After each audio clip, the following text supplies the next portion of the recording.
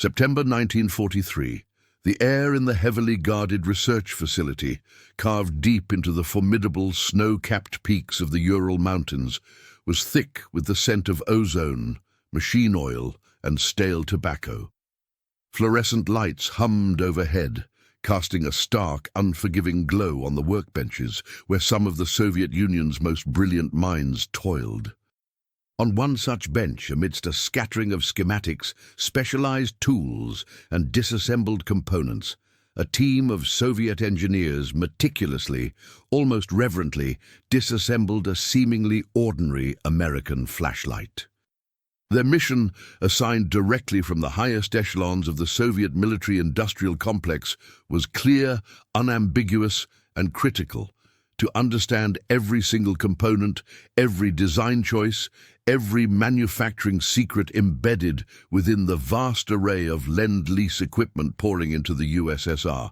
They had already seen and studied the formidable M4 Sherman tanks, analyzed the sleek P-39 Airacobra fighter planes, and reverse-engineered sophisticated radio communication systems. But this simple handheld device, a common flashlight, held a secret that would baffle them for weeks, challenging their assumptions and subtly, yet profoundly, changing their perception of wartime technology and manufacturing standards forever. It was a small item, a mere trifle in the grand scheme of global warfare, yet its implications were vast, revealing a depth of engineering and a philosophy of production they had not anticipated from their Western allies. To truly grasp why a simple utilitarian flashlight could ascend to such symbolic importance, becoming a potent emblem of technological prowess and industrial sophistication, we must first cast our minds back to the desperate and tumultuous early years of World War II. In the chilling dawn of June 22, 1941, Nazi Germany unleashed Operation Barbarossa, a massive, brutal, and unprecedented invasion of the Soviet Union. The sheer scale, speed, and unbridled ferocity of the German blitzkrieg caught the Soviets largely unprepared, despite intelligence warnings. The Wehrmacht's relentless advance pushed their vast armies deep into their own territory, inflicting catastrophic losses and threatening the very heart of their nation, including the capital, Moscow, which came perilously close to falling. The Soviet industrial base, much of it concentrated in the western regions, was either swiftly overrun and captured by the advancing German forces or forced into a monumental, frantic, and often chaotic relocation eastward, beyond the reach of the German war machine. This created immense logistical nightmares, crippled production capabilities, and left the Soviet Union in a state of profound vulnerability. The desperate need for external aid, for any and all forms of material assistance, became not just critical, but an absolute, undeniable matter of national survival. It was against this backdrop of existential threat, unimaginable suffering, and a desperate struggle for survival that the United States, under the visionary and pragmatic leadership of President Franklin D. Roosevelt, initiated the groundbreaking Lend-Lease Act in March 1941. Initially conceived and designed to provide crucial material support to Great Britain, which at that point stood virtually alone against the Nazi menace in Europe, the program was swiftly and decisively extended to the Soviet Union immediately following the German invasion. Lend-Lease was far more than just a military aid package focused solely on weapons. It was a comprehensive, all-encompassing effort to supply everything imaginable that could contribute to the war effort. This included vital raw materials like aluminum and copper, heavy industrial machinery to rebuild factories, thousands of tons of essential foodstuffs to feed both soldiers and civilians, warm clothing to endure the brutal Russian winters, and a myriad of critical consumer goods that sustained daily life. The underlying philosophy was eloquently simple, encapsulated by Roosevelt's famous analogy: if a neighbor's house is on fire, you don't haggle over the price of a hose, you lend it to them. The survival of the Soviet Union was unequivocally deemed essential to the broader Allied war effort, a crucial second front that diverted immense German resources, and the colossal American industrial engine was mobilized to support it on an unprecedented, almost unimaginable scale.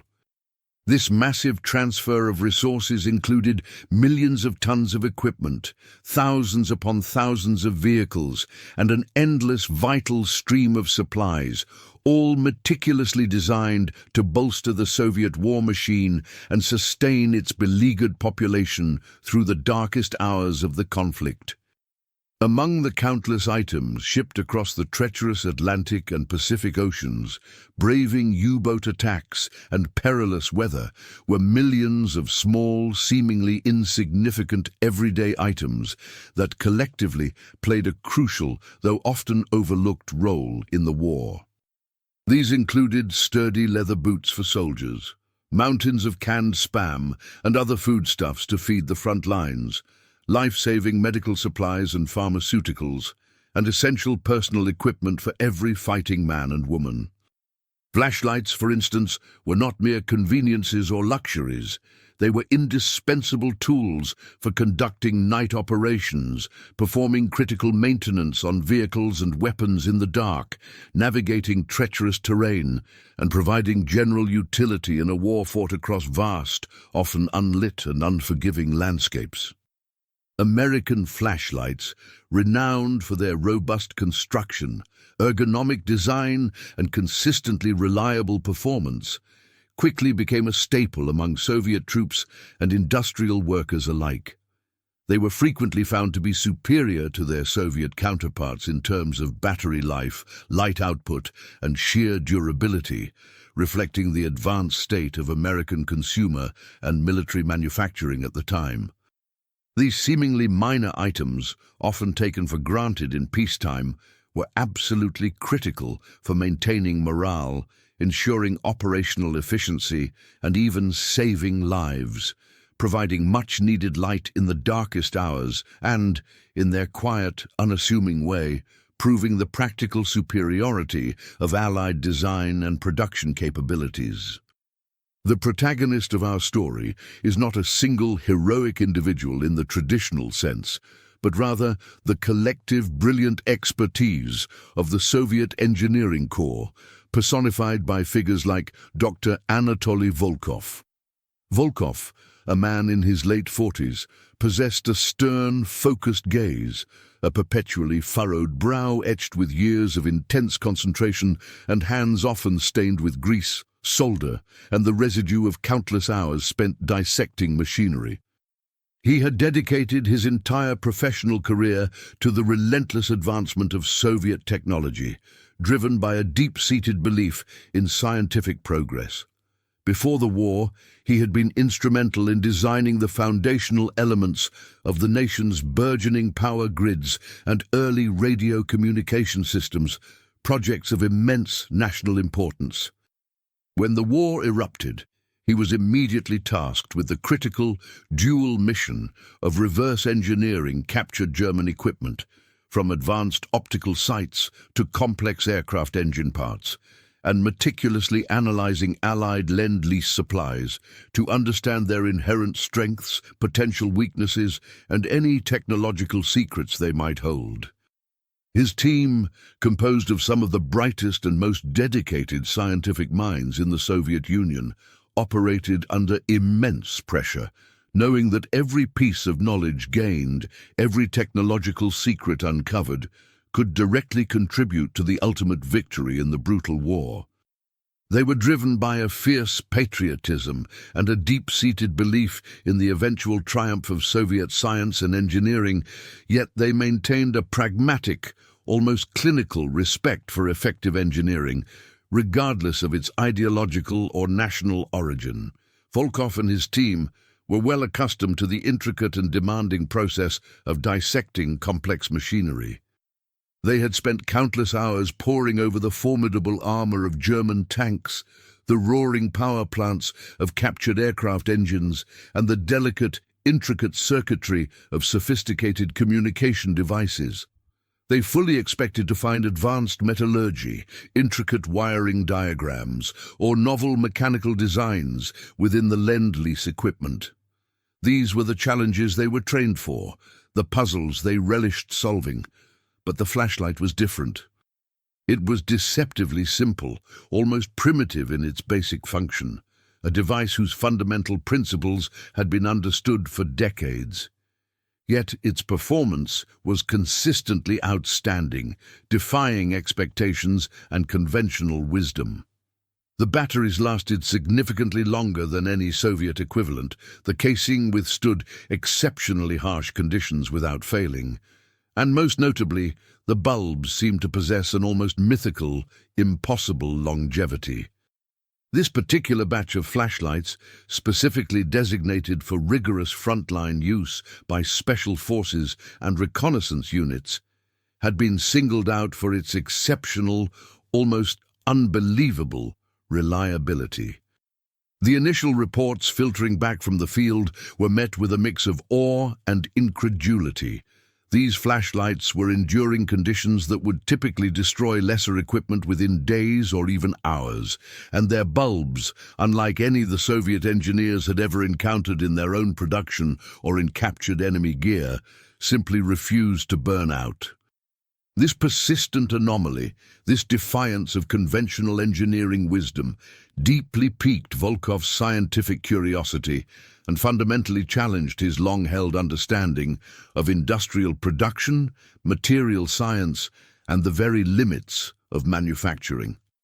The Soviet engineers, operating under the meticulous guidance of Dr. Volkov, approached the American flashlight with a complex blend of professional skepticism, intellectual curiosity, and intense, almost obsessive, scientific rigor. Their initial assessment naturally focused on the external casing. It was a remarkably sturdy, precisely machined and anodized aluminum cylinder, far more resilient and corrosion-resistant than the often flimsy stamped steel or brittle bakelite plastics commonly used in contemporary Soviet designs. The anodization process, which created a durable, protective oxide layer, was itself a testament to advanced material treatment. The switch mechanism, a seemingly minor detail often overlooked, was found to be exceptionally robust, cleverly sealed against the ingress of moisture and fine dust, a small but profoundly significant detail that contributed immensely to its overall reliability in the notoriously harsh and unforgiving conditions of the Eastern Front, where mud, snow, and extreme temperatures were the norm. They meticulously noted the precision of the screw threads, which allowed for tight, secure seals, the high quality of the rubber gaskets and O-rings, and the overall fit and finish of the components, all indicative of a manufacturing process that placed an uncompromising premium on durability, longevity, and flawless functionality. These were clearly not luxury items designed for aesthetic appeal. They were utilitarian tools, engineered and built with a singular overriding purpose: to survive and function flawlessly under extreme duress, when failure could mean the difference between life and death. Following their thorough examination of the exterior and mechanical components, the team then turned their attention to the flashlight's power source, the batteries. American battery technology, particularly in the realm of dry cells, was recognized as being significantly ahead of its time. The engineers discovered that the US-made batteries provided a remarkably more stable voltage output over a considerably longer period, and were notably less susceptible to performance degradation due to extreme temperature fluctuations than their Soviet counterparts.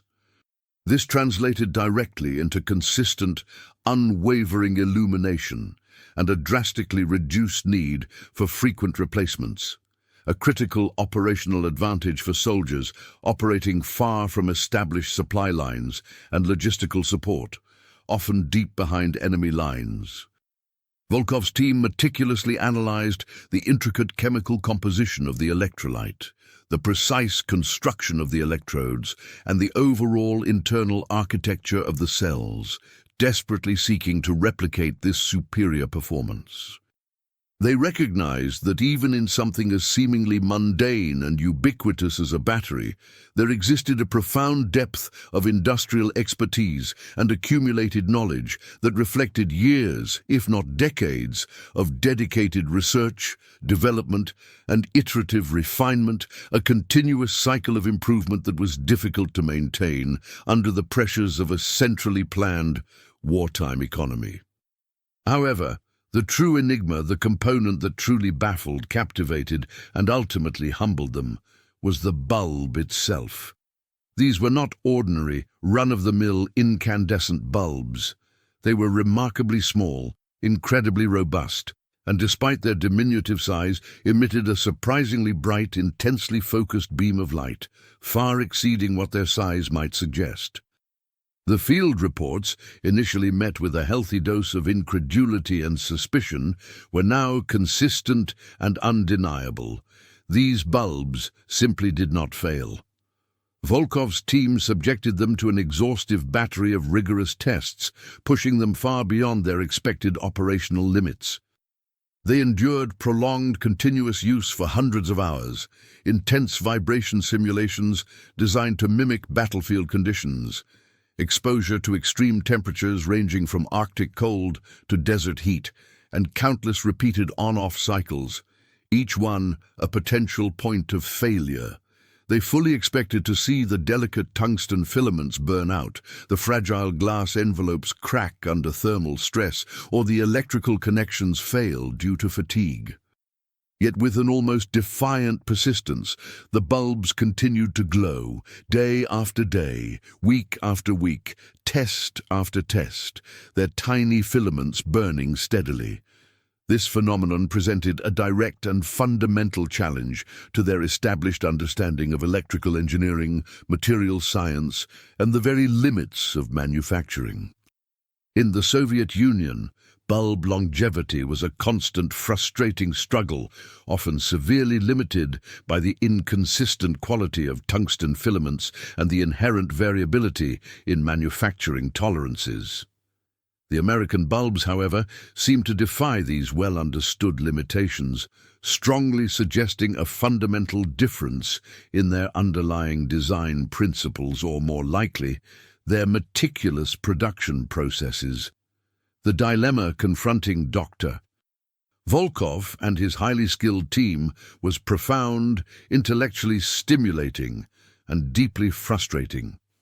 They had initially assumed that the consistently superior performance of the American flashlight was attributable to a complex combination of various factors, perhaps a new alloy, a revolutionary circuit, or a clever mechanical design. However, the bulbs presented a singular, almost miraculous characteristic that stood out above all others, an almost impossible feat of engineering. They meticulously examined the filament under the most powerful optical and electron microscopes available, searching for exotic, never-before-seen materials or revolutionary, proprietary designs that might explain their resilience. They carefully analyzed the gas composition inside the bulb, fully expecting to discover some unique, inert gas mixture that actively prevented filament oxidation and degradation. They scrutinized the glass envelope, hoping to identify a new, advanced type of heat-resistant material that could withstand the thermal stresses of prolonged operation. But what they ultimately found, after weeks of painstaking analysis, countless experiments, and exhaustive debate, was, in many ways, even more astonishing in its elegant simplicity and profound implications. The filament was indeed made of tungsten, a common material known to them, but it was drawn with an almost perfect microscopic uniformity, entirely free of the microfractures, impurities, and inconsistencies that routinely plagued Soviet production lines. The inert gas inside was a standard mixture, but it was sealed with an unparalleled hermetic precision, preventing even the slightest ingress of oxygen. The glass was robust, yes, but not inherently revolutionary in its chemical composition. The true secret, they slowly and painstakingly realized, lay not in a single, groundbreaking secret invention or a proprietary material, but rather in the relentless, almost obsessive pursuit of uncompromising quality and absolute consistency at every single stage of the manufacturing process. It was a triumph of process engineering and quality control, not just invention. The American bulbs were not, as initially speculated, made of some mythical, indestructible material, nor did they employ a secret, exotic, or alien technology. Instead, their extraordinary longevity was a direct and undeniable result of meticulous engineering, rigorous quality control, and superior industrial processes. The tungsten filaments were manufactured to incredibly tight, almost microscopic tolerances, ensuring a uniform thickness throughout their entire length and thereby minimizing the formation of localized hotspots that typically lead to premature failure. The wire drawing process itself was clearly more advanced, producing a filament with superior crystalline structure. The vacuum inside the bulb was more complete, or the inert gas fill was significantly purer and more precisely measured, drastically reducing filament degradation over time by minimizing chemical reactions. The electrical connections were more robust, expertly welded or crimped with consistent pressure, making them far less prone to vibration-induced failure or corrosion. Each and every step, from the careful selection and purification of raw materials to the precise final assembly of the bulb, was executed with a level of precision, consistency, and comprehensive quality control that was simply not yet achievable in the war-strained and often improvisational Soviet industrial system, which prioritized speed and quantity above all else. The bulbs that never burned out were not immortal in a literal sense. They were simply built to last far, far longer than any comparable Soviet product, standing as a powerful, silent testament to an industrial philosophy that prioritized unwavering reliability and enduring durability, even in the context of mass-produced, utilitarian items destined for the harsh realities of war. This profound realization was a moment of immense insight, intellectual awakening, and even a touch of professional humility for Dr. Volkov and his dedicated team. It wasn't about uncovering a single revolutionary breakthrough or a hidden proprietary material that could be instantly copied, but rather about understanding the cumulative, synergistic effect of countless incremental improvements and an unwavering, almost fanatical commitment to quality at every level of production. It highlighted a fundamental, almost philosophical difference in industrial priorities and capabilities between the two nations. While Soviet industry, under the immense pressure of total war, was primarily focused on achieving sheer volume and rapid production to meet immediate wartime demands, often by necessity at the expense of long-term longevity and refinement, American industry, even under its own wartime pressures, managed to maintain and even elevate a consistently higher standard of precision, material science, and overall product integrity. The American flashlight, with its seemingly indestructible bulbs, thus became a tangible, illuminating lesson in the immense power of meticulous engineering and advanced, highly refined manufacturing techniques. It eloquently demonstrated that even in the simplest, most unassuming of devices, a nation's true industrial strength, its technological sophistication, and its underlying economic philosophy could be clearly and unmistakably observed. The engineers understood, with a newfound clarity, that replicating this elevated level of quality would necessitate not merely the adoption of new designs, but a complete and systemic overhaul of their own production methodologies. A monumental challenge they would eagerly embrace and pursue with renewed vigor in the crucial post-war era, as they looked to rebuild and modernize their own industrial base. The impact of this seemingly minor discovery, the revelation of the flashlight's hidden quality, extended far beyond the immediate utility of a simple illumination device. For Dr. Volkov and his esteemed colleagues, the American flashlight transcended its humble function and became a powerful symbol of a different kind of industrial power, one built not on brute force or sheer quantity, but on precision, consistency, and an almost obsessive attention to the minutiae of detail. It wasn't the raw, destructive power of a tank or the blistering speed of a fighter plane that left such a lasting impression, but the quiet, persistent, and utterly reliable performance of a simple bulb that illuminated a clear path forward for Soviet engineering and industrial policy. This profound insight would significantly influence post-war Soviet industrial development, driving a renewed emphasis on greater quality control, more advanced material science research, and a deeper, more systematic understanding of complex manufacturing processes. The invaluable lessons learned from the meticulous reverse engineering of Lend-Lease equipment, including the humble yet revelatory flashlight, contributed directly and substantially to the rapid and impressive advancements in Soviet technology during the intense ideological and technological competition of the Cold War, shaping everything from consumer goods to advanced weaponry. The story of these bulbs that never burned out and the flashlights that housed them serves as a powerful and enduring testament to the often unsung heroes of World War II. The dedicated engineers, the tireless factory workers, and the brilliant logistical planners who, through their relentless efforts, ensured that the tools of war, no matter how small or seemingly insignificant, were consistently reliable, highly effective, and readily available. It vividly highlights the critical and often decisive role of industrial capacity and technological superiority in determining the ultimate outcome of global conflicts.